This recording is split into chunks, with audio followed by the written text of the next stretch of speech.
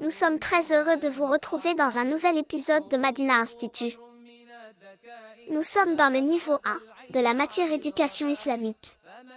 Bienvenue à vous dans cette leçon. Nous avons dans le cours précédent apporté le premier des 5 points qui illustrent l'importance de la science. Il s'agissait de l'importance de purifier le récipient de la science qui est le cœur. Nous allons aborder maintenant le deuxième point qui est l'importance d'avoir une bonne intention dans notre apprentissage. En effet, le fait d'avoir une intention pure et sincère dans toutes nos œuvres fait partie des 2 conditions pour qu'elles soient acceptées auprès d'Allah. Comme nous l'avons abordé brièvement dans le cours numéro 2, et comme vous le verrez prochainement, dans l'explication de la parole de notre prophète, que la paix soit sur lui, certes, les actes ne valent que par les intentions. Et vous serez rétribué en fonction de votre intention. Mais quel est le sens réel d'une intention pure dans la science?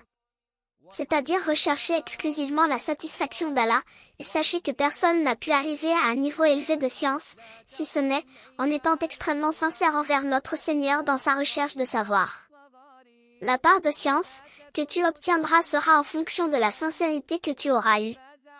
Donc plus nous serons sincères dans la recherche de la science, et plus nous réussirons à comprendre et à apprendre. Dans le cas inverse, si nous avons une mauvaise intention et que nous ne sommes pas sincères, nous ne comprendrons pas bien les choses et nous n'arriverons pas à apprendre convenablement. Il faut savoir que la sincérité dans notre recherche de la science repose sur 4 fondements, 4 bases par lesquelles nous pouvons espérer avoir une bonne intention. La première, avoir l'intention de lever l'ignorance présente en nous, en apprenant nos devoirs envers Allah, car il faut comprendre ce que notre Seigneur nous ordonne et nous interdit. Deuxièmement, avoir l'intention de lever l'ignorance présente chez les autres en leur enseignant, en les aiguillant vers ce qui est meilleur pour eux dans cette vie d'ici-bas et dans l'au-delà. Troisièmement, avoir l'intention de faire perdurer la science qui permet de faire perdurer la religion d'Allah. Quatrièmement, avoir l'intention d'œuvrer et d'adorer Allah avec la science que nous apprenons.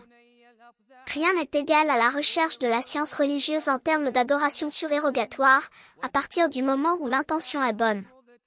La science est un arbre florissant dont les fruits sont les œuvres des croyants, et la science ne doit être recherchée que pour œuvrer. Nos pieux prédécesseurs craignaient constamment de perdre leur sincérité dans leur recherche de la science, tant la préserver est dur. Que celui donc qui recherche la réussite préserve cette base qu'est la bonne intention. Et cela dans toute chose, que ce soit une petite ou grande affaire, apparente ou cachée. Et parmi ce qui nous poussera à préserver cette intention, le fait de se remettre en question, et de faire notre propre examen de conscience. Une personne très importante parmi le pieux prédécesseur disait, « Je n'ai jamais eu à corriger une chose plus dure que mon intention, et cela car elle change constamment. » En effet, l'intention est instable, elle change, elle passe d'une situation à une autre. L'intention se situe dans le cœur, on ne se prononce pas avec la langue.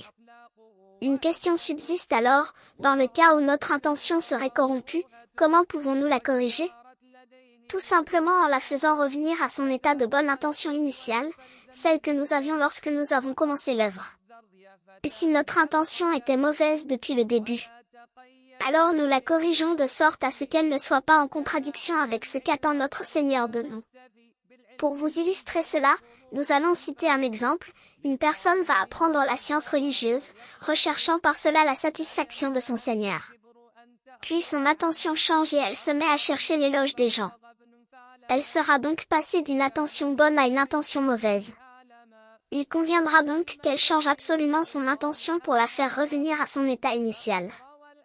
Nous terminerons ce cours en vous citant la parole de notre prophète, que la paix et la bénédiction d'Allah soient sur lui, celui qui apprend une science afin de rivaliser avec les savants, de débattre avec eux ou de polémiquer avec les idiots, de les rabaisser et de détourner les gens vers lui, Allah le fera entrer en enfer.